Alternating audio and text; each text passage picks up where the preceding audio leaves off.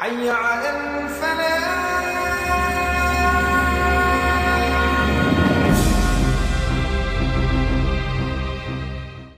Wabarakatuh. Bismillah, walhamdulillah, wassalatu wassalamu ala rasulillah wa ala alihi wa sahbihi wa mawalah. Ashhadu an la ilaha illallah wahdahu la syarika lah, wa ashhadu anna sayyidana Muhammadan abduhu wa rasuluh la nabiyya ba'dah. Allahumma anfa'na bima 'allamtana wa 'allimna ma yanfa'una. Allahumma zidna ilma warzuqna fahma wa atina hikmah. Allahumma barik lana fi majlisina hadha bi rahmatika ya arhamar rahimin. Walhamdulillahi rabbil alamin. Taqabbalallahu minna wa minkum wa taqabbal ya karim. Kepada para habaib, para alim ulama, para kiai, para asatidah, para aktivis, para muslimin dan muslimat, hadirin dan hadirat rahimakumullah. Pertama-tama,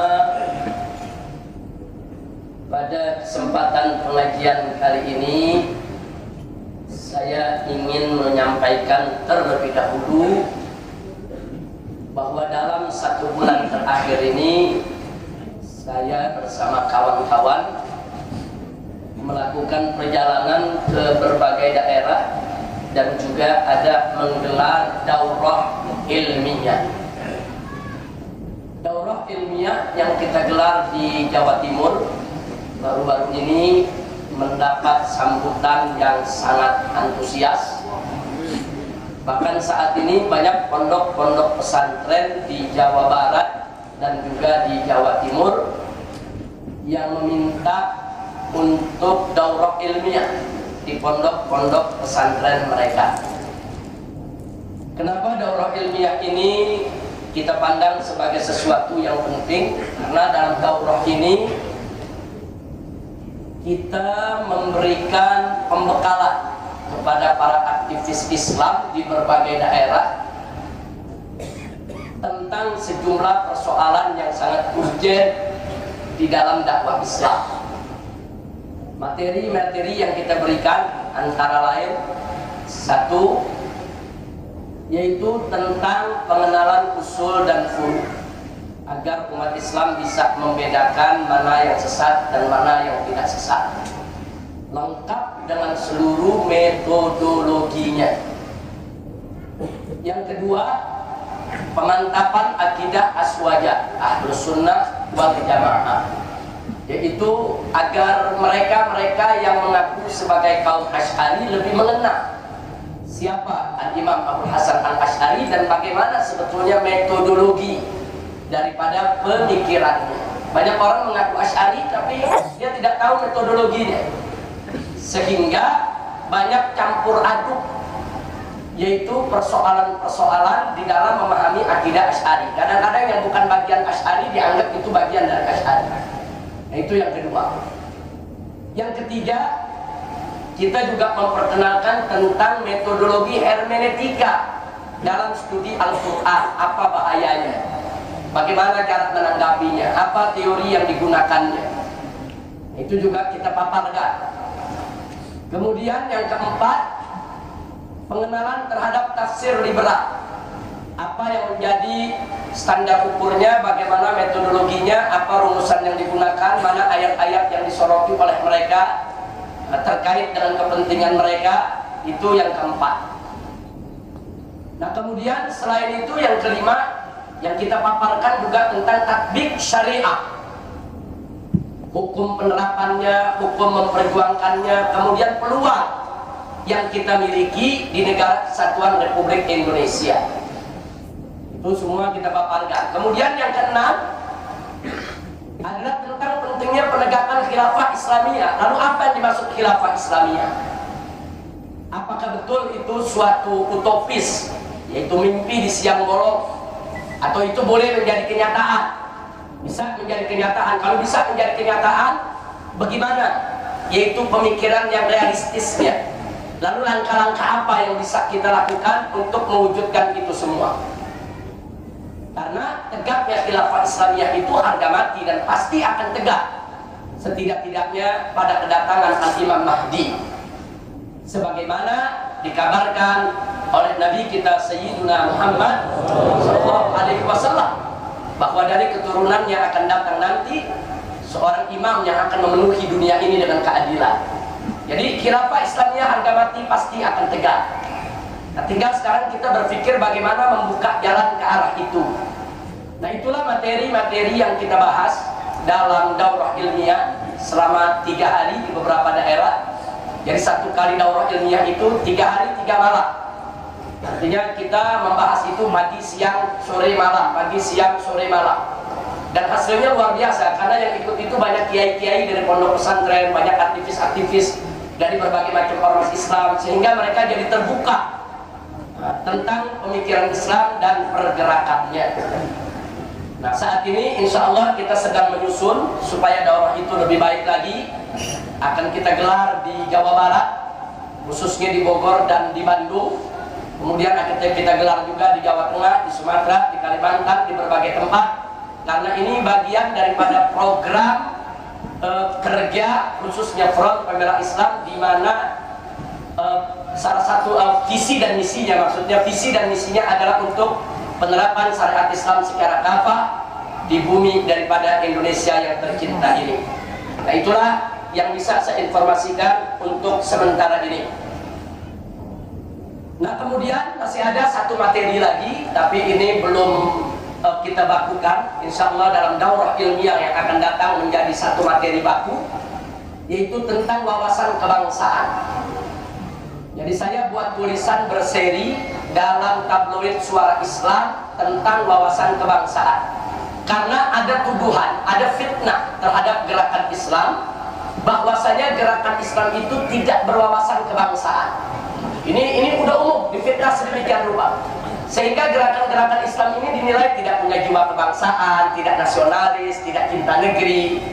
Bahkan ada tuduhan lagi bahwa gerakan Islam ini Arabisasi, hanya ingin mengarabkan bangsa Indonesia.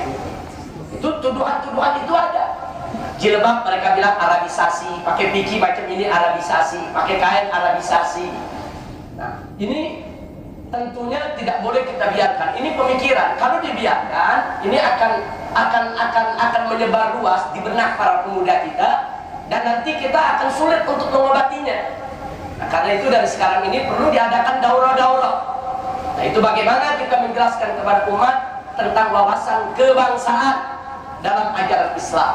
Nah, itu sudah saya buat tulisan, ada 9 judul, mulai dari Pancasila UUD 1945, kemudian NKRI Bhinneka Tunggal Ika, ini 4 pilar negara, kemudian ditambah dengan musyawarah mufakat, toleransi, keserasian gender, dan yang paling akhir yang saya tulis adalah tentang hak asasi manusia. Nah, kenapa ini perlu? Khususnya bagian yang terakhir, hak asasi manusia. Kemarin ini saya ada perjalanan ke Malaysia selama 1 minggu dalam urusan mengurus yaitu program baik master maupun PhD saya di sana. Nah, kemudian saya bertemu dengan sejumlah tokoh pergerakan Islam di Malaysia. Kita diskusi soal hak asasi manusia. Nah, ternyata apa yang kita dapatkan dari mereka, memang banyak sekali tokoh-tokoh pergerakan Islam di Malaysia, termasuk di Indonesia, yang kadang-kadang mereka kewalahan untuk menghadapi isu HAM yang sering digadang-gadang oleh kelompok liberal. Kadang-kadang dari kalangan kita ini paham yang dimaksud HAM itu apa, tapi bagaimana mengungkapkannya secara sistematis untuk membela Islam dari segi itu kewalahan. Karena menghadapi kelompok liberal yang bicara soal HAM secara ilmiah, akademik, teoritis, metodologis, sehingga kita banyak kewalahan untuk menghadapinya. Nah, karena itu sengaja saya buat tulisan 2 kali berturut-turut bersambung di tabloid Suara Islam dengan judul Hak Asasi Manusia, supaya para aktivis Islam tidak yaitu gagap atau gugup pada saat bicara hak asasi manusia, yaitu di hadapan kalangan mereka-mereka yang selama ini merujuk kepada definisi barat. Nah, itulah yang akan kita bahas pada hari ini insya Allah, supaya menjadi pegangan kita semua. Jadi hari ini yang akan kita bahas adalah tentang hak asasi manusia antara Islam dan barat. Bagaimana menurut ajaran Islam dan bagaimana menurut pandangan barat. Ini yang akan kita bahas insya Allah pada kesempatan hari ini. Mudah-mudahan manfaat untuk kita semua dan akan menambah wawasan kita, setelah juga sekaligus yaitu memberikan bekalan buat kita semua agar kita mampu untuk menghadapi musuh-musuh Islam yang ingin menghancurkan kita melalui instrumen ini. Nah, baiklah, ikhwati al-hibba'i rahimakumullah. Bicara tentang hak asasi manusia, maka pertama kita akan bicara tentang definisi hak. Apa yang dimaksud hak asasi manusia? Kedua, nanti kita akan melakukan komparasi antara hak Islam dan HAM barat. Komparasi itu muqaranah, perbandingan. Kemudian selanjutnya kita akan melihat fakta HAM barat. Bagaimana teori mereka tentang HAM, apa definisi yang mereka anut, dan apa fakta yang terjadi di tengah-tengah mereka. Kemudian yang keempat, kita juga akan melihat soal deklarasi universal HAM PBB. Perserikatan bangsa-bangsa itu punya deklarasi hak asasi manusia.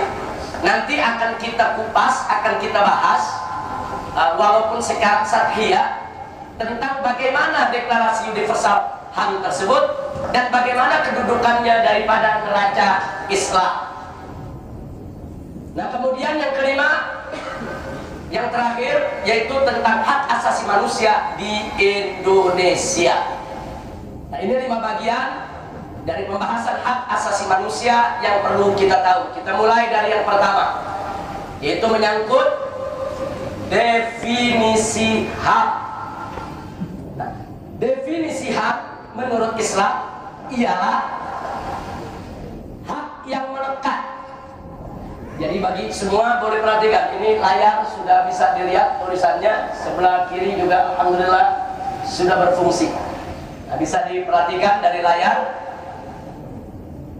HAM menurut Islam, hak asasi manusia menurut Islam ialah hak yang melekat pada setiap manusia sejak lahir sebagai karunia Allah Subhanahu wa Ta'ala.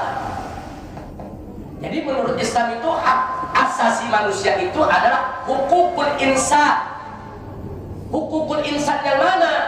Yang dikaruniakan oleh Allah Subhanahu wa Ta'ala. Jadi dia merupakan minhatun ilahiyah. Apa yang Allah karuniakan kepada manusia sebagai hak sejak lahirnya, itulah yang disebut hak asasi manusia. Sehingga dengan definisi semacam itu, saudara, hak asasi manusia tidak boleh keluar dari batasan ilahi. Lalu menurut Barat, hak asasi manusia itu ialah hak yang melekat pada setiap manusia sejak lahir secara alami. Perhatikan baik-baik, secara alami. Artinya tidak ada kaitan dengan agama apapun, tidak ada kaitan dengan aturan Tuhan yang manapun, terlepas, terbebas daripada dogma-dogma agama, terlepas dari ikatan-ikatan ajaran agama. Jadi bedanya satu saja, saudara. HAM menurut Islam sebagai karunia Allah, sedangkan HAM menurut Barat bukan karunia Allah, alamiah. Terjadi begitu saja. Jadi ini perbedaan yang mendasar. Sama-sama mengakui ada hak yang melekat pada setiap insan sejak lahir, tapi Islam mengatakan itu sebagai karunia Allah, sedangkan Barat mengatakan itu merupakan proses alami. Tidak ada campur tangan Tuhan di sana. Nah, lalu dengan perbedaan definisi ini, apa yang mesti kita soroti? Pertama, dari hak menurut Islam, yang tadi dikatakan sebagai hak yang melekat pada setiap manusia sejak lahir sebagai karunia Allah. Maka HAM dalam Islam tidak akan bertentangan dengan kewajiban asasi manusia, atau kita singkat KAM. Ada HAM, ada KAM yang telah ditetapkan Allah Subhanahu wa Ta'ala. Ini yang sering dilupakan manusia, bahwa di samping hak asasi manusia ada kewajiban asasi manusia. HAM dan KAM tidak boleh berlawanan, tidak boleh bertentangan. Nah, mana dalil Al-Quran tentang kewajiban asasi manusia? Sebagaimana Allah firmankan dalam surat Ad-Dariyat ayat 56. Wallahu subhanahu wa ta'ala qala wa ma khalaqtul jinna wal insa illa liya'budun. Nun di sini nun wiqayah, liya'buduni. Itu nunnya nun wiqayah, bukan nun fi'il. Liya'buduni artinya wa ma khalaqtul jinna wal insa. Tidaklah sekali-kali kata Allah aku menciptakan jin dan manusia illa, melainkan liya'budun, untuk beribadah kepadaku, untuk menyembahku. Nah, melalui ayat ini jelas bahwa manusia ini diciptakan oleh Allah adalah untuk ibadah kepada Allah.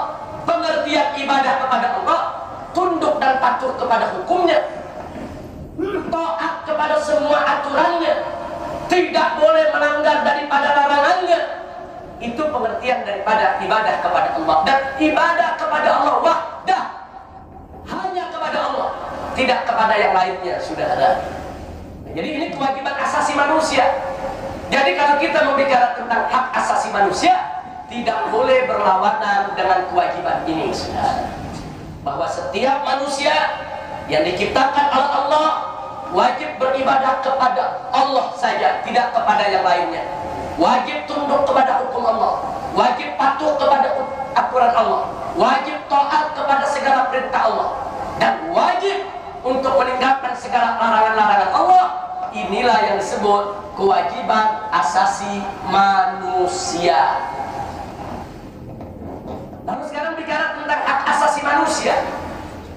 Kalau bicara tentang hak asasi manusia, maka saudara, mari kita lihat hadis yang diriwayatkan oleh Al-Imam Al-Bukhari radhiyallahu anhu, di mana di dalam Sahih Al-Bukhari, saudara, ada sebuah hadis yang diriwayatkan oleh Abdullah, oleh Wahab, oleh Abu Juhaifah Abdullah. Saya ulangi, dalam hadis Sahih Al-Bukhari ada hadis dari Abu Juhaifah Wahab ibn Abdullah radhiyallahu ta'ala anhu, di mana hadis ini cukup panjang, bercerita tentang dialog yang terjadi antara sahabat Abu Darda, amanat yang pernah disampaikan oleh Rasulullah sallallahu alaihi wasallam, di mana saudara dikatakan inna li rabbika 'alaika haqqan wa inna li nafsika 'alaika haqqan wa li ahlika 'alaika haqqan fa'ti kulladhi haqqin haqqahu. Nah, jadi ada kejadian Abu Darda dengan Salman Al-Farisi bertemu dalam satu majelis. Bahkan saudara, yang menariknya lagi, Abu Darda dan Salman Al-Farisi ini dipersaudarakan oleh Nabi. Jadi dulu ada persaudaraan antara Muhajirin dan Ansor. Salman Al-Farisi dipersaudarakan oleh Nabi dengan Abu Darda radhiyallahu ta'ala anhuma. Suatu ketika Salman Al-Farisi ziarah silaturahmi ke rumah Abu Darda. Nah, kemudian saudara, begitu beliau datang, beliau lihat istri daripada Abu Darda ini. Di sini dikatakan fara'a Ummu Darda mutabadzilah. Nah, arti mutabadzilah, saudara, di sini dijelaskan tidak lain dan tidak bukan dia memakai pakaian biasa seadanya, tidak bersolek. Pakaian pakaian kerja sudah, nggak mempercantik diri depan suami. Nah kemudian ditanya oleh Salman, Masya Nuki, ada apa dengan engkau? Kok tidak depan suami, nggak pakaian rapi, pakaian yang menarik untuk suaminya. Jadi pakaiannya pakaian orang mau kerja di kebun, saudara. Nah kemudian dijawab oleh sang istri, aku ke Abu Darda laisa lahu haja fid dunya. Kau punya saudara Abu Darda, nggak punya keinginan buat dunia. Udah nggak ada keinginan udah untuk dunia. Mau harta, mau wanita, mau perempuan, dia udah nggak punya keinginan sama sekali. Nah, mendengar itu Salman pun mendatangi Abu Darda. Kemudian begitu mendatangi saudara, setelah ditanya itu, kemudian Abu Darda hadir di majelis, kemudian dihidangkan makan dan lain sebagainya. Nah, setelah selesai itu semua, saudara, habis disediakan makanan, Salman disilakan makan. Salman makan, tapi Salman tanya, kok kau nggak makan? Salman disuruh makan, tapi Abu Darda nggak makan. Abu Darda nggak menjawab. Nah, dikatakan, fa inni shaim, aku puasa. Nah, kemudian kata Salman, ma'ana bi'akil hatta aku. Enggak, ana nggak mau makan kalau ente nggak makan. Ente ikut makan dulu. Jadi Abu Darda ini tiap hari puasa. Nah, makanya bininya mau ngapain dandang tiap hari puasa. Sudah tiap hari dia puasa. Abu Darda. Nah akhirnya apa? Untuk menghormati tamu, Abu Darda fa'akala, makan saudara. Nah fala makanan lain, dhahaba Abu Darda yakum. Begitu malam, Abu Darda bangun untuk sholat malam. Nah, kemudian saudara, faqala lahu, tapi apa kata Salman? Tidak, aku tahu, kau harus hargai aku, temani aku tidur. Biasanya Abu Darda sholat malam, itu malam enggak, Anda tahu. Anda mau tidur, ente sholat malam enggak? Ente tidur, baik sih. Abu Darda pun tidur, menghormati tamu saudara. Tapi begitu tengah malam udah lewat 2/3 malam, baru Salman bangun, diajak Abu Darda. Sekarang baru kita sholat malam. Jadi jangan sholat malam habis isya langsung sampai subuh. Itu kebiasaan Abu Darda. Malamnya diisi dengan sholat, siangnya diisi dengan puasa, tidak ada waktu buat istrinya. Tidak ada waktu, makanya istrinya bilang, buat apa aku dandan? Aku punya suami, laisa lahu haja fid dunya, enggak punya keinginan sama dunia. Siang dia puasa, malam dia sholat malam, enggak berhenti, dia zikir, dia baca Quran dan seterusnya. Setelah itu selesai, habis sholat malam berdua, Salman tegur Abu Darda. Jadi tadi dia puasa, disuruh buka, mau bangun dari awal malam, disuruh tidur, saudara. Ditegur oleh Salman. Apa kata Salman? Ya Abu Darda, Abu Darda, inna li rabbika 'alaika haqqan.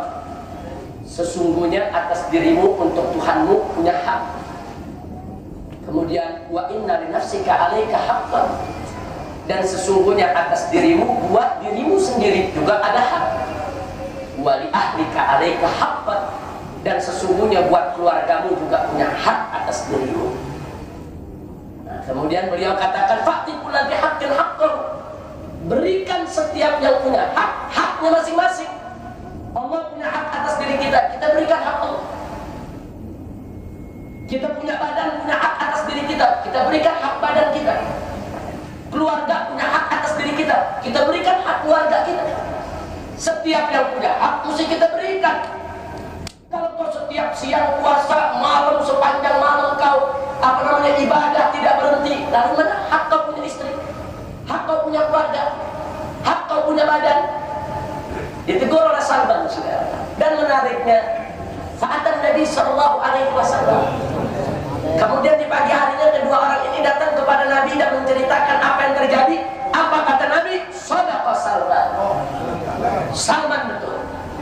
Nah, berarti apa yang disampaikan oleh Salman tadi sudah dibenarkan oleh Nabi. Dan itu menjadi bagian hadis Nabi kita Sayyiduna Muhammad Sallallahu Alaihi Wasallam. Inilah dasar hak asasi manusia. Artinya hak asasi manusia itu apa? Di sini dalam hadis ini dijelaskan Allah punya hak, manusia punya hak, orang lain juga punya hak atas diri kita, saudara. Jadi jangan cuma bicara hak asasi manusia untuk diri kita saja. Di sana ada hak Allah, di sana ada hak orang lain. Ini ajaran Islam. Maka itu hak asasi manusia dalam ajaran Islam sempurna, tanpa mengurangi hak Allah dan tanpa mengurangi hak-hak orang lain. Berbeda dengan Barat punya. Kalau HAM menurut Barat, hak yang melekat pada setiap orang sejak lahir secara alami. Dia tidak peduli dengan hak Tuhannya. Dia tidak peduli dengan hak orang lain. Dia hanya bicara tentang hak individu, hak pribadi. Inilah beda hak asasi manusia dalam Islam dengan hak asasi manusia menurut pandangan. Jadi supaya umat Islam nggak bingung lagi besok apa sih hak asasi manusia. Supaya kita tahu, saudara, jangan kita dicekoki dengan definisi hak asasi manusia yang digadang-gadang oleh Barat, yang dikampanyekan oleh kelompok liberal. Tidak betul. Cuma yang jadi persoalan, kadang-kadang kita menolak HAM mereka, kita sendiri sulit untuk menjelaskan hak asasi manusia menurut Islam itu yang bagaimana. Maka itu majelis kita hari ini, saudara, untuk memaparkan ini tadi. Hak asasi manusia menurut ajaran Islam adalah hak yang melekat pada setiap manusia sejak lahir sebagai karunia Allah. Nah, karena ini sebagai karunia Allah, ada aturan. Aturannya apa? Bahwa di sana ada hak Allah yang harus dipenuhi, ada hak individu yang harus dipenuhi, dan ada hak sosial milik orang lain yang juga harus dipenuhi.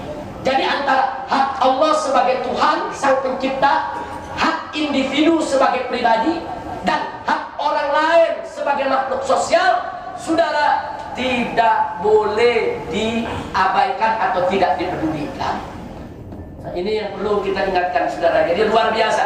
Jadi kalau ada mengatakan Islam nggak mengenal HAM, siapa bilang? Islam tidak tahu HAM, siapa bilang? Justru ajaran HAM dalam Islam sempurna, mutakamil. Jadi syamil, kamil, tidak seperti HAM dalam pandangan Barat. Sekarang kita perhatikan lagi. Nah, kalau HAM menurut Barat tadi sudah kita jelaskan, hak yang melekat pada setiap manusia sejak lahir secara alami. Nah, ini saudara, berarti HAM Barat melepaskan sama sekali semua ikatan ajaran agama. Jadi dalam definisinya nggak sebut-sebut agama, dalam definisinya nggak sebut-sebut ajaran ketuhanan, dalam definisinya tidak ada dogma agama. Jadi definisinya saja sudah menunjukkan kepada kita ada aroma liberal, aroma kebebasan tanpa batas. Maka itu HAM Barat tidak peduli dengan ajaran agama, walaupun ajaran agama itu mengharamkan, maka dalam pandangan HAM Barat itu bisa jadi tetap sebagai hak asasi manusia. Berbeda dengan HAM dalam ajaran Islam, sesuatu yang sudah diharamkan oleh agama itu bukan hak asasi manusia.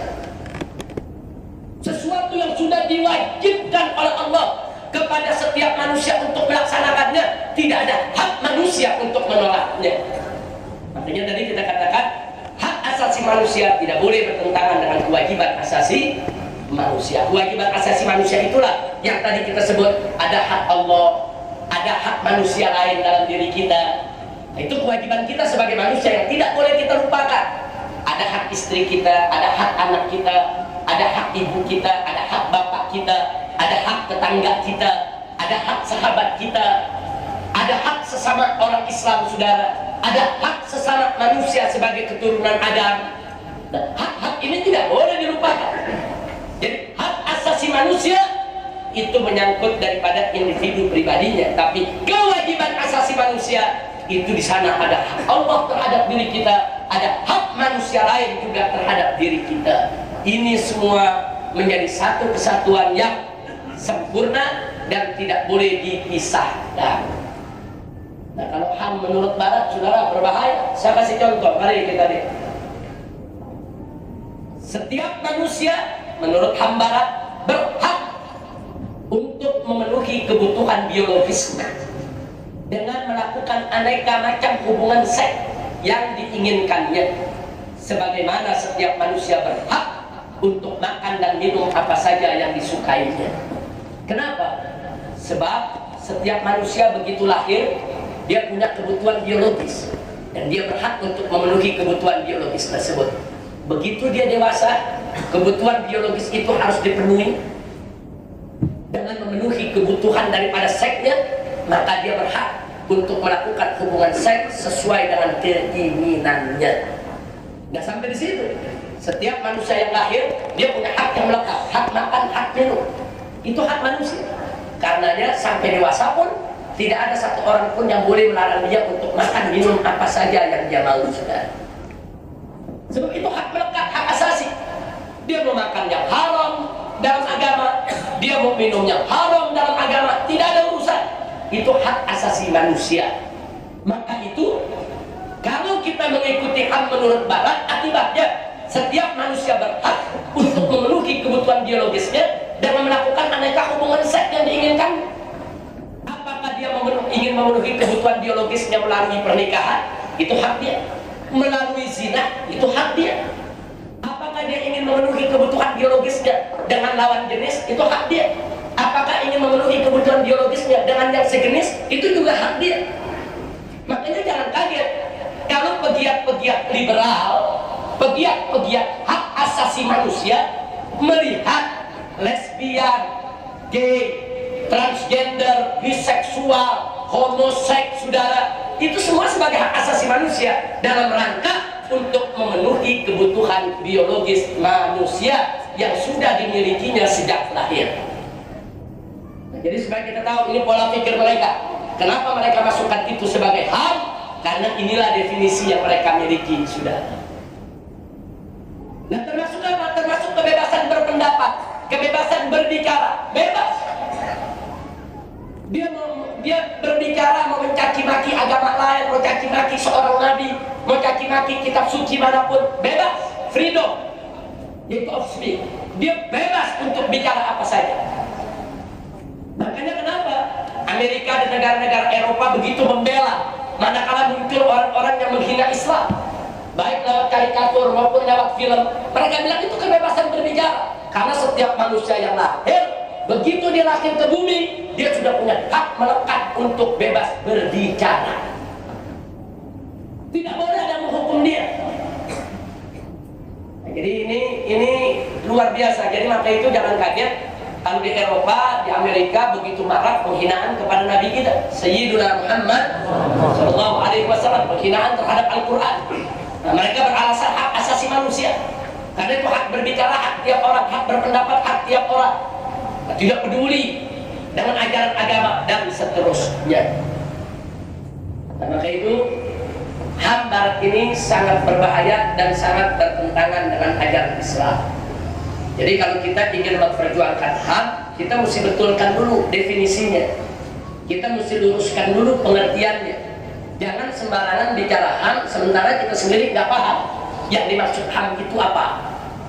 Nah, jadi kalau ada seorang ulama istiqomah ikut manhaj nubuwah bicara HAM, maksudnya hak yang melekat pada setiap manusia sejak lahir sebagai karunia Allah. Tapi kalau ada orang liberal bicara HAM, maksudnya hak yang melekat pada setiap manusia sejak lahir secara alami. Jadi kadang-kadang kita duduk dengan orang, saudara, kulit sama sawo matang, rambut sama hitam, istilah sama-sama HAM, tapi maksud berbeda.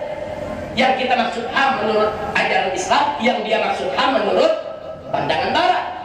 Nah, jadi kalau kita bicara HAM, dialog HAM, kita luruskan dulu yang dimaksud HAM ini apa. Kita sepakat dulu di definisi, baru bicara HAM.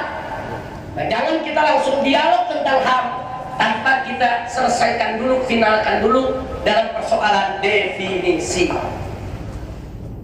Nah, sekarang mari kita lihat. Ada hal yang menarik tentang fakta HAM Barat. HAM Barat tidak statis, tidak tetap, tapi setiap saat berubah-ubah sesuai dengan budaya. Minuman keras zaman Nabi haram, sekarang haram, yang akan datang tetap haram. Tidak berubah. Tapi tidak berubah. Artinya apa-apa yang sudah diharamkan dalam syariat Islam sejak zaman Nabi sampai hari ini, sampai masa yang akan datang tetap berlaku. Begitu juga yang dihalalkan. Mana makanan dan minuman yang sudah dihalalkan, nikah yang sudah dihalalkan dari zaman Nabi halal, zaman sekarang halal, sampai hari kiamat halal.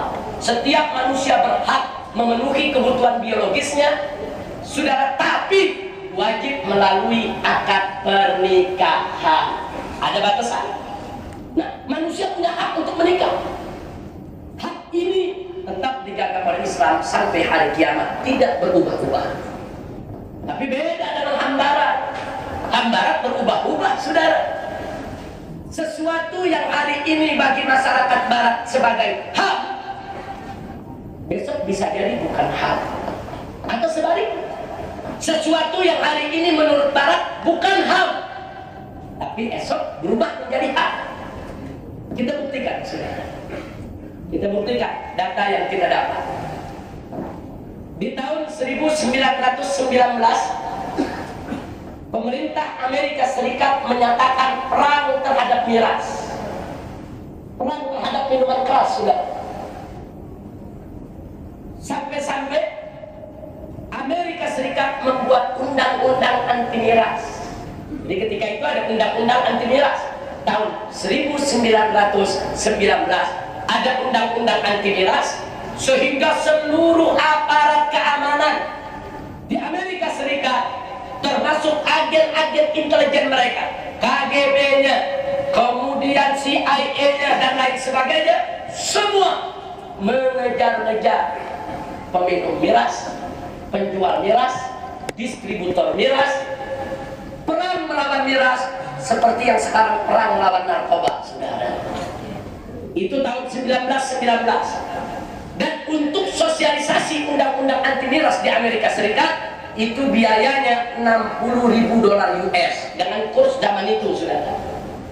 Jadi $60.000 US untuk sosialisasi, untuk mengumumkan, memberitahukan kepada masyarakat di seluruh Amerika Serikat bahwa miras dilarang oleh negara, bahwa miras adalah kejahatan, bahwa miras adalah tindak pidana, akan dihukum dengan berat. Dan dana pelaksanaan daripada undang-undang tersebut itu dengan rupiah mencapai 75 miliar rupiah. Ini tercatat dalam sejarah Amerika Serikat. Bahkan selebaran-selebaran yang dicetak itu tidak kurang dari 250 juta lembar kertas untuk dibagikan kepada masyarakat di mana-mana, saudara, bahwa minuman keras bukan hak asasi manusia. Minuman keras itu kejahatan, kriminal, pelakunya harus dihukum.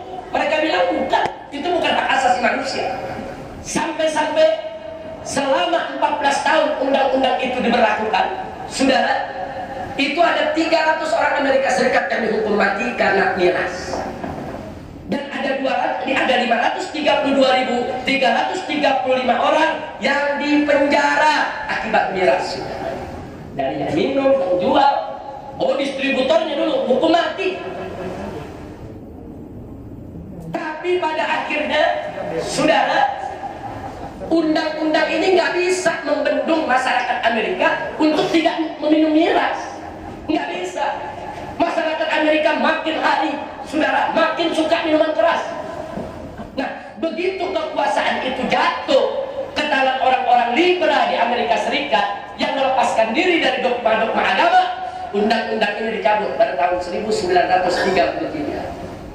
Jadi baru tahun 1933 undang-undang miras dicabut.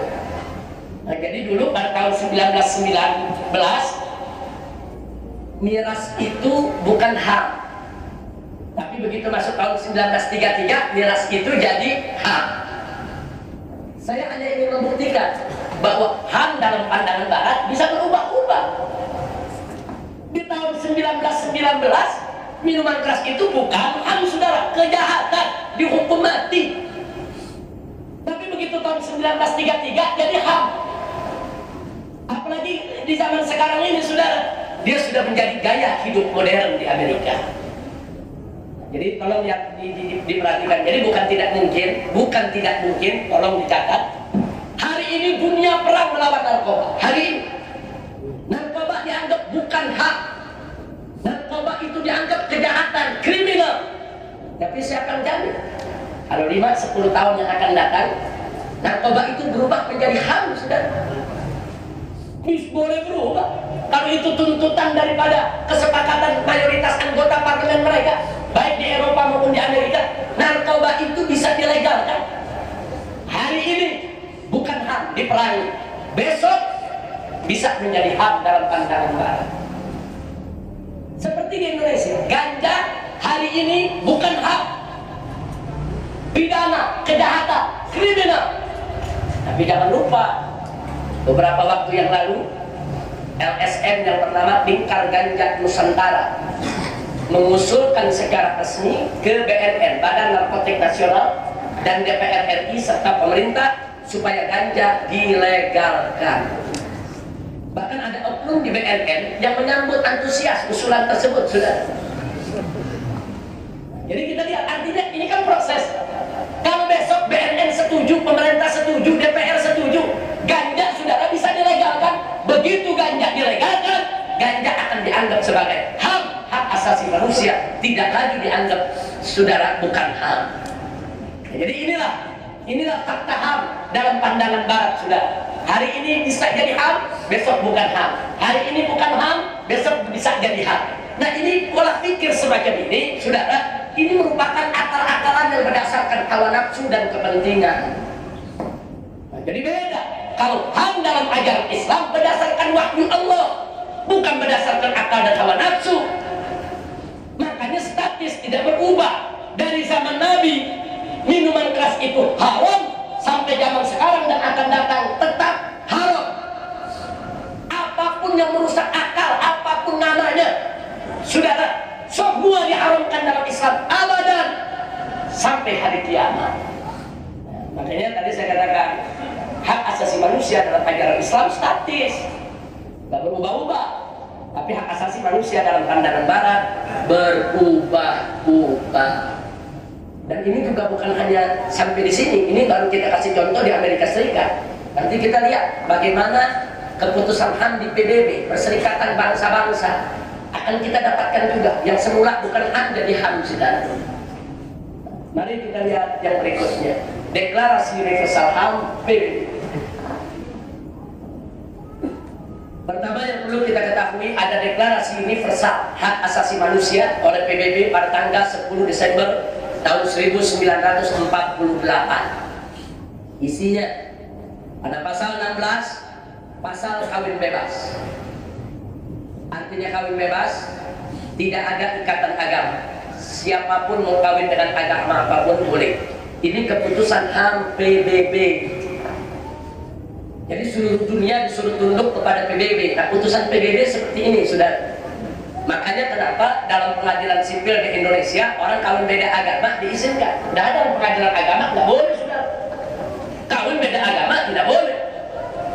Kenapa? Alasannya ini, karena sudah menjadi putusan HAM PBB.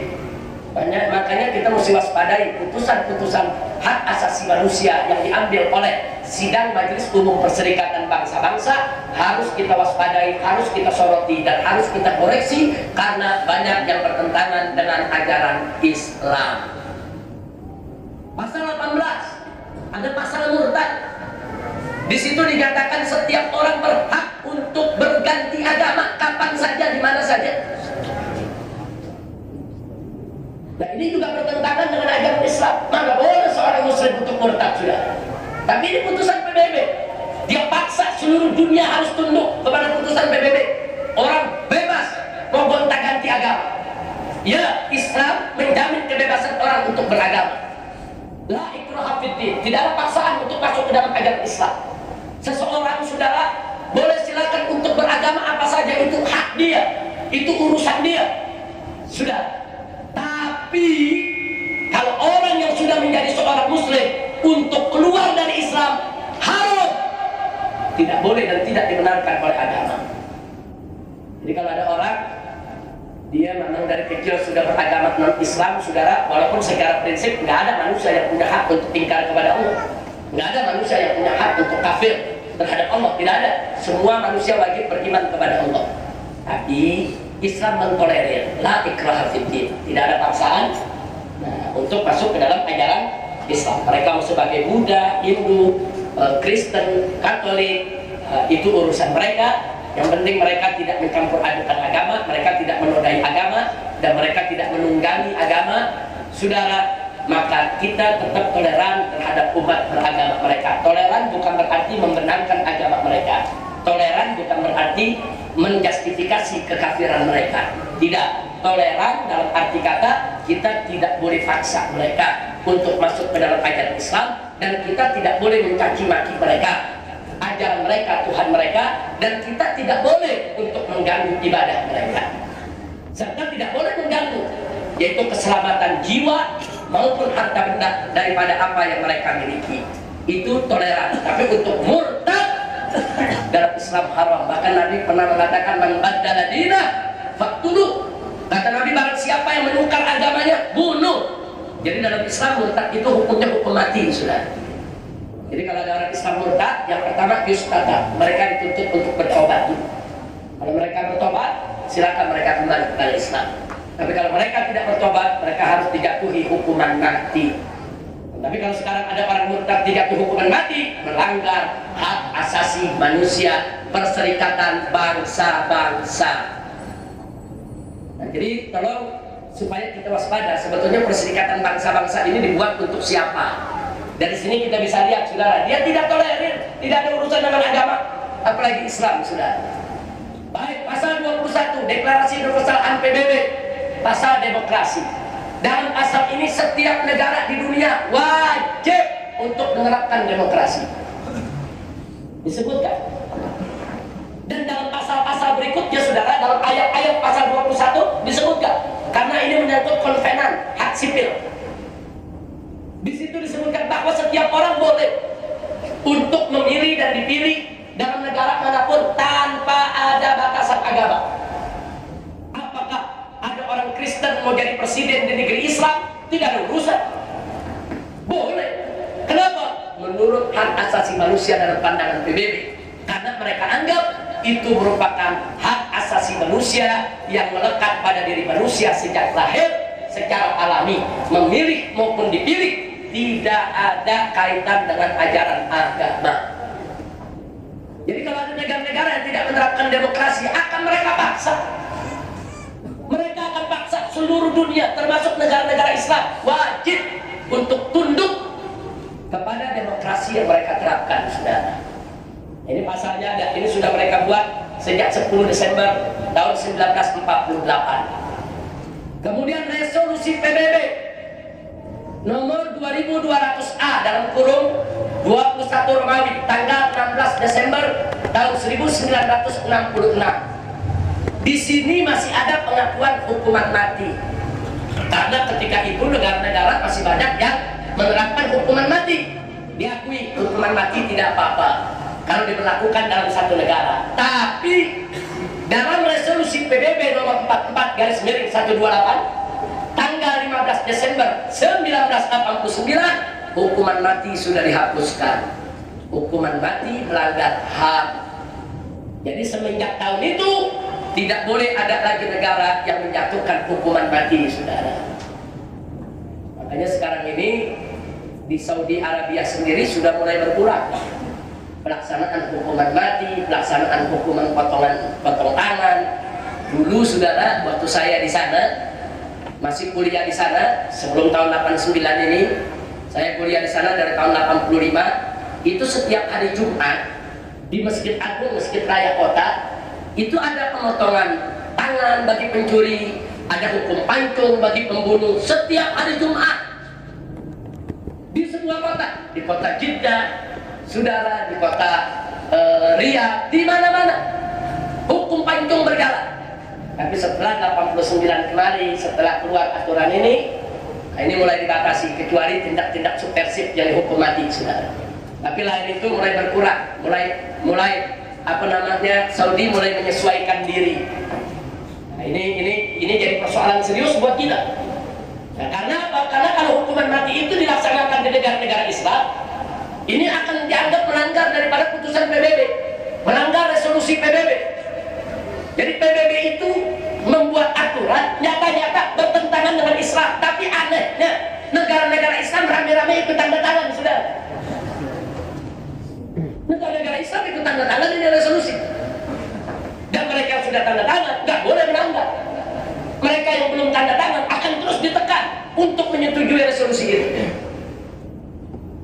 Nah, kemudian mari kita lihat lagi, atau saya tambahkan, tadi sudah saya ingatkan bahwa HAM Barat, saudara, itu tidak statis, berubah-ubah. Lihat, tahun 66 hukuman mati boleh, tahun 89 hukuman mati tidak boleh.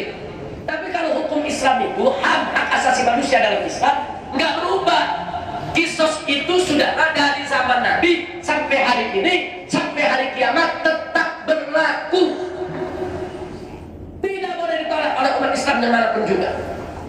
Dan tidak boleh diubah. Tapi kalau HAM Barat tidak. Hari ini melanggar HAM, hari besok bisa tidak melanggar HAM, bahkan menjadi bagian daripada HAM. Nah ini salah satu bukti. Kalau tadi di Amerika soal minuman keras, sekarang dalam putusan PBB sudah.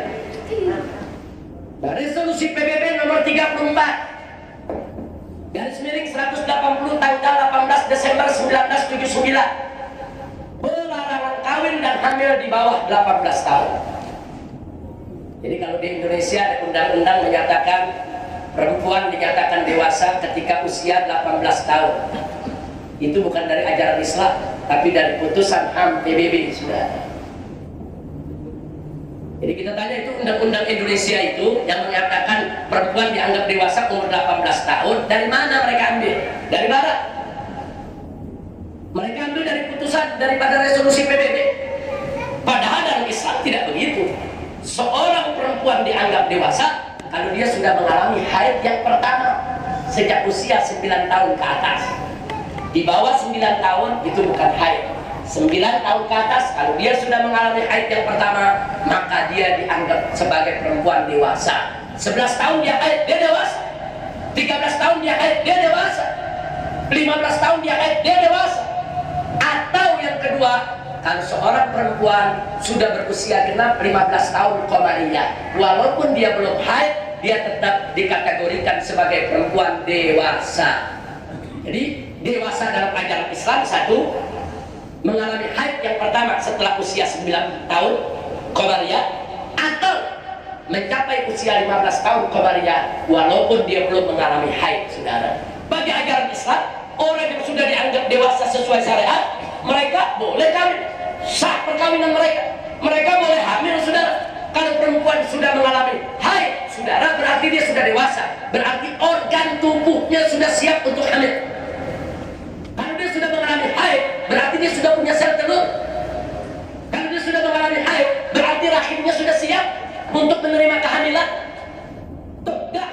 Jadi aturan dalam Islam itu, saudara, sederhana tapi jelas batasannya. Dan kalau Barat mengatakan 18 tahun, batasannya apa? Enggak jelas, saudara. Apa batasan 18 tahun? Apa batasannya dengan menstruasi? Apa batasannya dengan psikologis, biologis, dan lain sebagainya? Tidak jelas. Mereka hanya pakai akal dan hawa nafsu.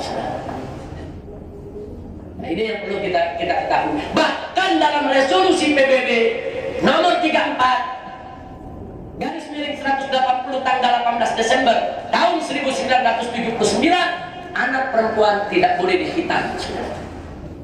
Hitan anak perempuan melanggar hak asasi manusia. Nah, ini putusan-putusan PBB semua, saudara. Ini saya punya. Ini kumpulan putusan-putusan hak asasi manusia PBB. Ini dikeluarkan oleh Sekretariat Perwakilan daripada Perserikatan Bangsa-Bangsa yang ada di Jakarta. Kita boleh baca ini setiap pasalnya, mana yang bertentangan dengan Islam, mana yang sejalan dengan syariat Islam. Nah, kali ini saya tidak mau bicara mana yang sejalan, saya soroti yang bertentangan dengan syariat Islam, saudara. Jadi kalau ini dijadikan undang-undang internasional, nah berarti ini bertentangan dengan syariat Islam. Berarti syariat Islam akan dihajar dari mana-mana.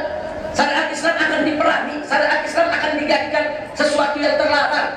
Nah, kalau bukan kita umat Islam yang mempertahankan, membela, menegakkan, melaksanakannya, siapa lagi? Jadi supaya kita tahu, dari sini nanti kita bisa lihat bagaimana hak asasi manusia yang diputuskan oleh PBB banyak yang bertentangan dengan syariat Nabi kita Sayyiduna Muhammad sallallahu alaihi wasallam. Nah, saudara,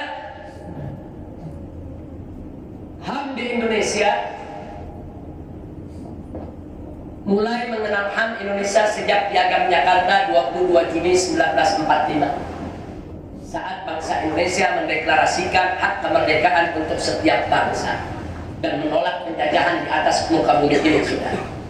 Jadi sebetulnya deklarasi HAM Indonesia lebih dulu daripada deklarasi HAM PBB.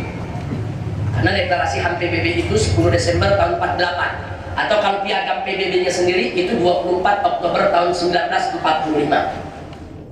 Jadi kalau mau dihitung tanggal, Indonesia sebetulnya lebih dulu. Tapi dalam rincian hak asasi manusia itu sendiri baru ada di Indonesia sejak dilakukan amandemen Undang-Undang Dasar 1945.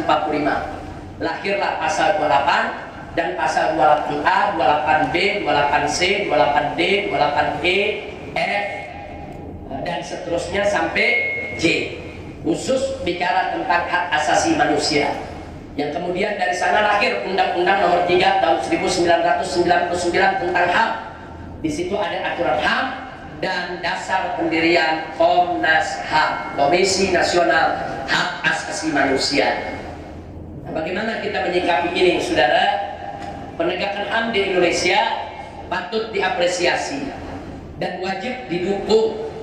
Namun sayang sejuta sayang, pendefinisian HAM dalam Undang-Undang Dasar dan Undang-Undang HAM Republik Indonesia masih merujuk kepada HAM Barat. Ini yang jadi persoalan. Kita dukung HAM, tapi HAM Islam, bukan HAM Barat.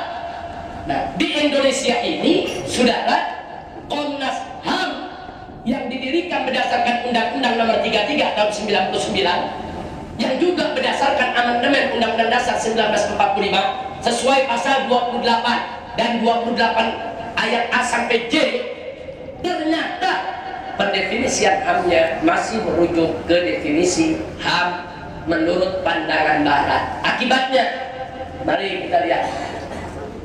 Sudah, Komnas HAM Republik Indonesia merujuk HAM Barat. Akibatnya, Komnas HAM mati-matian membela Ahmadiyah. Karena dianggap Ahmadiyah itu kebebasan berkeyakinan, kebebasan beragama menurut mereka berdasarkan Barat. Mereka nggak anggap Ahmadiyah itu penodaan agama. Menurut mereka, orang menjadi seorang Ahmadiyah itu merupakan hak yang melekat pada setiap manusia sejak lahir secara alami.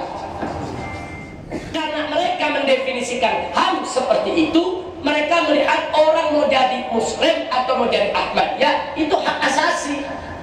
Makanya mereka mati-matian membela Ahmadiyah sampai hari ini.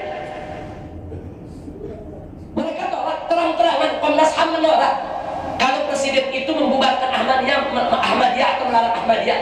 Bahkan Komnas HAM merekomendasikan kepada Bapak Presiden supaya Presiden tetap mempertahankan Ahmadiyah di Indonesia sebagai bentuk daripada demokrasi yang melindungi hak asasi manusia. Yang kedua, Komnas HAM juga mati-matian membela liberal. Walaupun sudah ada fatwa MUI tahun 2005 yang menyatakan liberal itu bukan dari ajaran Islam, sesat dan menyesatkan. Komnas HAM tidak mau tahu, itu hak pribadi, hak asasi. Dia mau jadi seorang sekuler, mau jadi seorang pluralis, mau jadi seorang liberalis, itu hak yang melekat pada setiap manusia sejak lahir secara alami. Makanya mereka mati-matian membela liberal. Walaupun MUI sudah mengharapkan, walaupun MUI sudah mengeluarkan fatwa tentang Ahmadiyah, tentang liberal, Komnas HAM tetap dalam posisi membela sebagai hak asasi manusia menurut pandangan Barat. Berarti kan Komnas HAM ini kan merujuk ke HAM Barat, bukan merujuk ke HAM ajaran Islam. Nah kan ini negara kan mayoritas penduduknya umat Islam. Dasar negara ini kan Pancasila. Sila pertama kan ketuhanan yang Maha Esa. Kita kan menjunjung tinggi daripada nilai-nilai ketuhanan. Bagaimana mungkin kok Komnas HAM bisa merujuk definisi HAM kepada ajaran Barat? Kecuali karena Indonesia ini negara mayoritas kafir. Kalau Indonesia 90% kafir, bukan Islam, itu lain persoalan. Tapi Indonesia ini mayoritas beragama Islam, haram untuk merujuk HAM kepada selain Islam, saudara. Yang ketiga, mereka membela LGBT.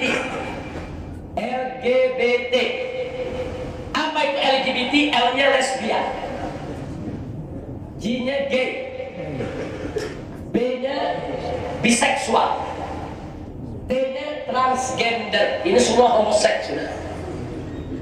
Mereka bela kok LGBT.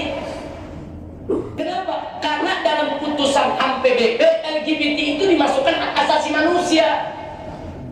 Jadi Komnas HAM dari dulu sampai hari ini tetap mereka bela LGBT. Makanya pada saat ada kontes waria di Depok beberapa tahun yang lalu, itu yang menjadi panitianya Komnas HAM.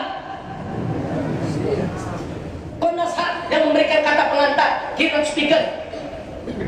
Komnas HAM, alasannya Komnas HAM ingin memberikan pelajaran soal HAM kepada para waria. Dan di salah satu agenda acaranya kontes waria yang dibubarkan oleh kawan-kawan FPI Depok, saudara. Jadi bagaimana kok Komnas HAM bisa terlibat? Bisa terlibat dalam satu acara kontes waria.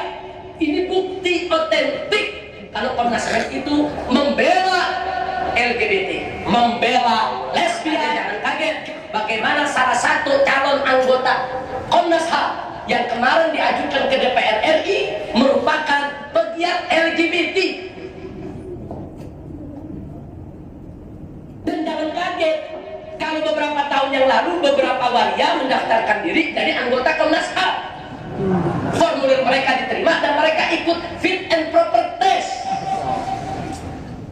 Karena bagi mereka ini hak asasi manusia yang melekat pada setiap manusia sejak lahir secara alami. Dia mau suka sesama jenis, dia mau suka lain jenis, itu hak asasi dia. Itu sudah secara alami, biologis dan psikologisnya yang tidak boleh dihalangi. Ini menurut HAM Barat. Nah, kemudian yang keempat, bagaimana Komnas HAM membela pemurtadan? Jadi bagaimana umat Islam bergejolak di Bekasi, di Bandung, di Cimahi, di mana-mana saudara bergejolak melawan pemurtadan. Tapi posisi Komnas HAM membela. Komnas HAM menganggap itu hak. Orang memurtad, orang Kristen mau ajak umat Islam rame-rame jadi murtad tanpa paksaan, umat Islamnya mau, saudara. Jadi menurut Komnas HAM itu hak. Dia mau pindah agama kapan saja boleh, sesuai resolusi Perserikatan Bangsa-Bangsa. Dan yang kelima, Komnas HAM mati-matian menolak syariat Islam. Ini sudah saya bahas dalam buku saya yang berjudul Hancurkan Liberalisme. Data-data lengkap bagaimana mereka menolak perda-perda syariat. Jadi kita nggak kaget kenapa Komnas HAM dalam posisi ini, sebab mereka merujuk definisi HAM dengan ajaran Barat, bukan dengan ajaran Islam. Maka itu saya anjurkan kepada segenap aktivis Islam yang hadir di tempat ini maupun yang mendengarkan radio FPI, radio Rasil maupun radio Wadi, dimanapun Anda berada, saya anjurkan supaya ke depan Anda yang menjadi aktivis jangan segan-segan untuk mendaftarkan diri jadi anggota Komnas HAM. Jadi jangan sampai bentong-bentong yang daftar, jangan sampai pengusik yang daftar, jangan sampai orang-orang kafir yang daftar, mesti dari kita yang daftar. Habibnya, kiainya, ustadznya, aktivisnya masuk rame-rame ke Komnas HAM. Sebab kalau kita masuk ke Komnas HAM, kita ambil alih Komnas HAM, maka hak asasi manusia kita definisikan sesuai hak asasi manusia menurut ajaran Islam. Jadi jangan kita diam. Ini yang jadi persoalan. Dan umat Islam nggak ada proaktif ke sana, saudara. Ini instrumen perjuangan, instrumen perjuangan di negeri kita. Ini banyak dikuasai oleh orang-orang liberal. Kemana aktivis Islam? Kita minta, saya anjurkan kepada aktivis-aktivis muda dimanapun Anda berada. Begitu ada lowongan untuk menjadi anggota Komnas HAM, daftarkan diri. Khususnya mereka-mereka yang berpendidikan tinggi, saudara. S1, S2 masuk, yang Habib, yang Kiai, lulusan dalam maupun luar negeri, termasuk yang lulusan pesantren, masuk, kuasai Komnas HAM. Kalau Komnas HAM merujuk HAM yang sesuai dengan ajaran Islam, 5 perkara ini nggak terjadi. Maka Komnas HAM tidak akan menjadi justifikasi atau legitimasi bagi pembenaran Ahmadiyah, liberal, LGBT, atau pemurtadan, dan juga tidak akan dijadikan sebagai kendaraan untuk menolak syariat. Jadi saya minta semua ini perjuangan kita. Atau jalan yang kedua, saudara, kalau kita tidak bisa kuasai ini, kita bubarkan. Ini Komnas HAM macam apa? Kalau mereka selalu berposisi untuk bertentangan dengan Islam, saudara, nggak ada pilihan, dia bubar atau ikut syariat Islam. Nggak ada pilihan lain, saudara. Kalau ini kita biarkan, kita tidak peduli, kita bubarkan. Enggak, kita ambil alih. Enggak, mereka makin merajalela karena rekomendasi mereka lah yang digunakan oleh Perserikatan Bangsa-Bangsa. Mereka yang melaporkan ke PBB aneka ragam kejadian di kita punya negeri, saudara. Kasus gereja di Ciketing, Bekasi, kasus Ahmadiyah di Cikesik, Banten, saudara. Semua yang melaporkan ke PBB, Komnas HAM dan LSM liberal. Kalau mereka yang melaporkan, mereka memojokkan umat Islam, mereka menyalahkan umat Islam, mereka membela aliran sesat. Maka itu umat Islam nggak boleh dia. Pilihannya cuma ada dua: Anda masuk atau Anda bubar. Masuk, ambil alih, atau bubarkan, sudah. Karena ini akan menjadi alat strategis, alat yang sangat strategis untuk membela Islam atau untuk menghancurkan Islam. Jadi Komnas HAM ini instrumen negara yang sangat strategis dan penting, dan ini nggak boleh kita biarkan, saudara, dikuasai oleh orang-orang liberal. Mudah-mudahan Allah memberikan keberkahan dan kemenangan kepada kita semua. Nah baiklah, akhirnya kita sampai kepada sekilas komparasi HAM, baik menurut Islam maupun menurut Barat. Pertama, hak asasi manusia dalam Islam itu penciptanya adalah Allah. Allah yang berikan minhatun ilahiyah. Sedangkan menurut HAM Barat, penciptanya adalah manusia. Karena manusia yang mengatakan hak yang melekat pada setiap manusia sejak lahir secara alami, itu akal manusia yang buat itu, saudara. Nah, karena penciptanya tadi bahwa HAM Islam itu datang dari Allah, maka sumbernya adalah wahyu. Nah, karena HAM Barat itu penciptanya adalah manusia, maka sumbernya adalah hawa nafsu. Nah, kemudian yang berikutnya, pedoman. HAM Islam itu pedomannya Al-Quran dan As-Sunnah. Di sana masih ada ijma, al-qiyas, dan juga jenis-jenis ijtihad lainnya. Nah, sedangkan pedoman dalam HAM Barat akal, rasio, logika. Pokoknya apa yang bagus bagi akal hari ini ya masukin HAM. Kalau besok udah nggak cocok, buang, jangan jadi HAM. Tergantung keinginan akal dan hawa nafsu. Nah, ada sifat HAM Islam statis, tidak berubah-ubah. Jadi kalau di zaman Nabi itu merupakan hak asasi manusia, sampai hari ini dan akan datang tetap hak asasi manusia. Karena itu dari zaman Nabi sudah diharamkan, dan dia bukan merupakan hak asasi manusia, sampai hari ini dan akan datang tetap akan diharamkan. Nah, sedangkan HAM Barat berubah-ubah. Nah, kemudian berikutnya yaitu dari segi soal kebenaran. Bagaimana menentukan ini benar atau tidak benar? Nah, hak asasi manusia melihat sesuai aturan syariat. Kalau syariat katakan benar-benar, syariat katakan salah-salah. Tapi dalam HAM Barat tidak, sesuai akal dan hawa nafsu. Kalau akal bilang bagus ya bagus, kalau akal bilang jelek ya jelek. Tidak ada sangkut paut dengan agama. Nah, kemudian yang berikutnya lagi yaitu soal sejarahnya. Nah, sejarahnya hak asasi manusia itu dalam Islam mulai dikenal sejak Piagam Madinah tahun 622 Miladiyah.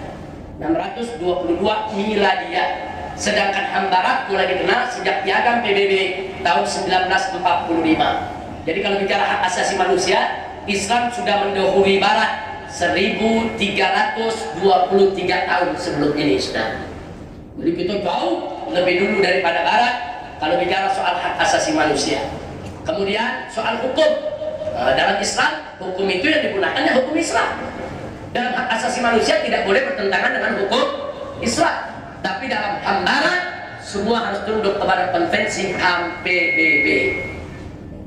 Nah, kemudian kesimpulannya, HAM Islam tidak sama dengan HAM Barat, saudara. Ini kesimpulan akhir yang ingin saya tekankan. HAM Islam tidak sama dengan HAM Barat. Kita umat Islam wajib ikut kepada HAM Islam, tidak ikut kepada HAM Barat. Nah, baiklah, kepada mereka yang ingin mendalami ini lebih dalam, ini ada suara Islam yang kemarin dan yang hari ini. Yang kemarin itu ada di halaman 16. Saya buat tulisan tentang hak asasi manusia. ada di halaman 16. Ini semua yang tadi kita bicarakan, sebagian besar saya tuliskan di sini, pasal-pasalnya dan ayat-ayatnya. Dan ini bersambung, yaitu kepada cetakan yang hari ini, halaman 22. Ini lanjutannya, hak asasi manusia. Jadi sudah kita tuliskan di sini.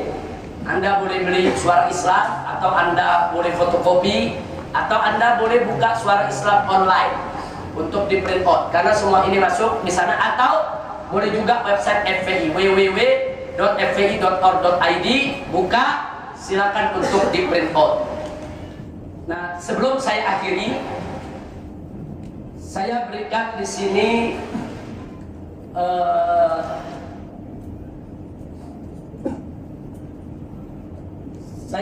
sini satu contoh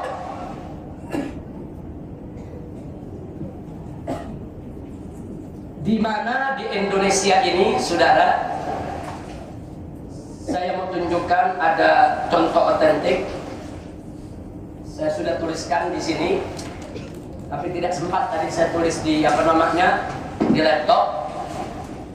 Saya tunjukkan seperti apa yang terjadi di Indonesia berkenaan dengan pelarangan khitan perempuan. Jadi anak perempuan tidak boleh dikhitan. Tadi sudah kita pelajari, itu putusan Perserikatan Bangsa-Bangsa. Lalu bagaimana? Apakah Indonesia menjalankan itu atau tidak? Saya berikan informasi, saudara. Perlu Anda ketahui bahwa pada tahun 2006 di Indonesia terbit surat edaran Dirjen Bina Kesehatan Masyarakat Departemen Kesehatan RI nomor HK.00.07.1.31047A tertanggal 20 April 2006 tentang larangan medikalisasi sunat perempuan bagi petugas kesehatan dengan alasan menyakitkan dan membahayakan serta merusak organ reproduksi perempuan, sekaligus memenuhi tuntutan WHO sebagai Badan Kesehatan Dunia di PBB. Surat edaran Dirjen dari Departemen Kesehatan ini disebarluaskan ke seluruh rumah sakit, ke seluruh klinik, ke seluruh puskesmas. Dan sejak itu surat diterbitkan, saudara, hampir semua rumah sakit pemerintah maupun swasta tidak mau menghitan anak perempuan, kecuali beberapa rumah sakit yang mau, saudara, rumah sakit Islam atau bidan-bidan yang memang punya pegangan agama cukup kuat. Selain itu mereka nggak berani karena dianggap melanggar HAM.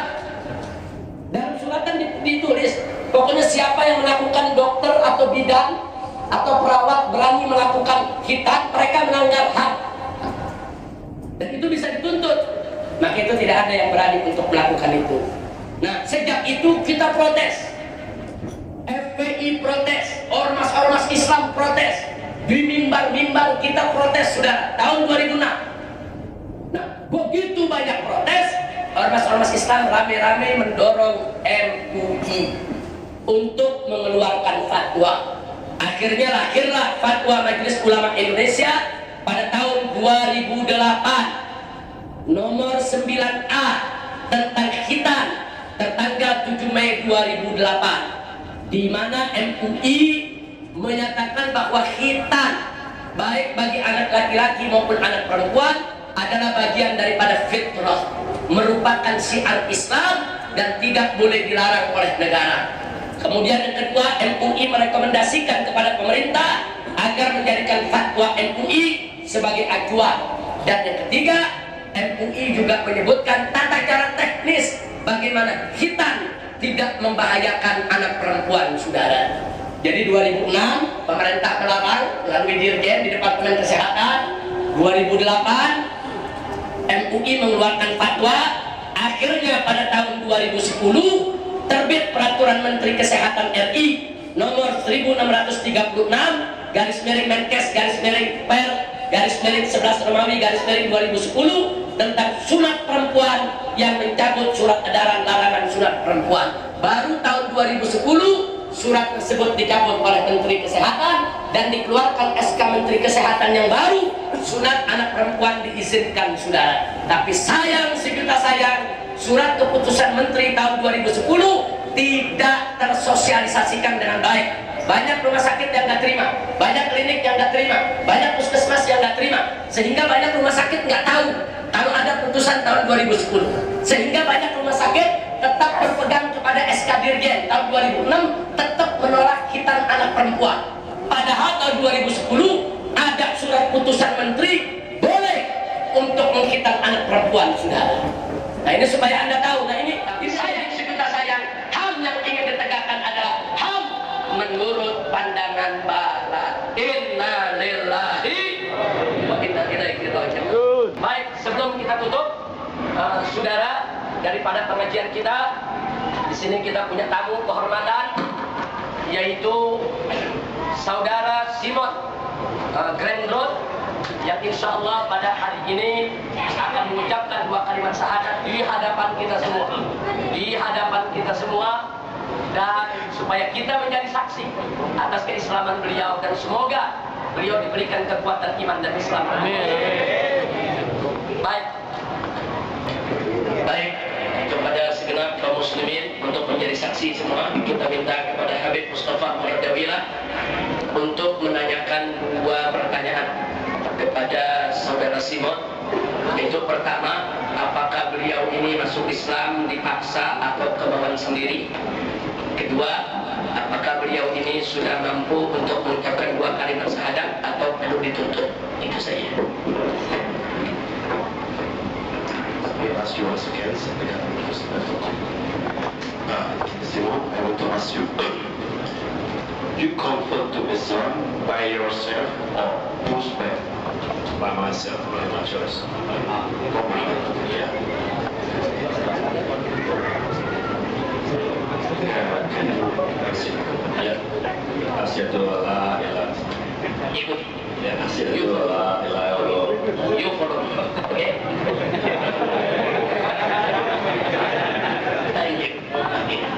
Asyhadu alla ilaha illallah wa asyhadu anna Muhammadan Rasulullah. You understand what the meaning of shahadatain? Yeah.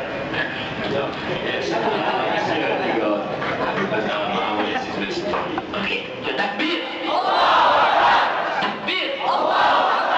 Baik. His name, all his name, Simon Grandro, and new name, Yusuf Salman. Takbir. Takbir. Al-Fatiha. Biniyatil qubul wa tamami kulli sur. Wa Allah subhanahu wa ta'ala an yahdiyahu ila siratihil mustaqim wa an yaj'al Yusuf Salman mu'minan salihan sabiran syakiran mukhlisan muhsinan mujahidan fi sabili rabbil alamin. Allah subhanahu wa ta'ala yaqawiya imana wa an yuhsina islama wa ila haddatin nabi sayyidina Muhammadin sallallahu alaihi wasallam. Al-Fatiha.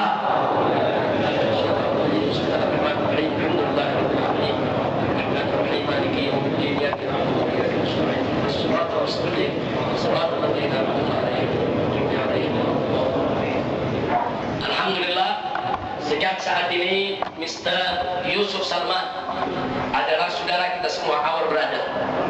Beliau saudara kita semua, dan mulai hari ini juga beliau menjadi bagian dari kita.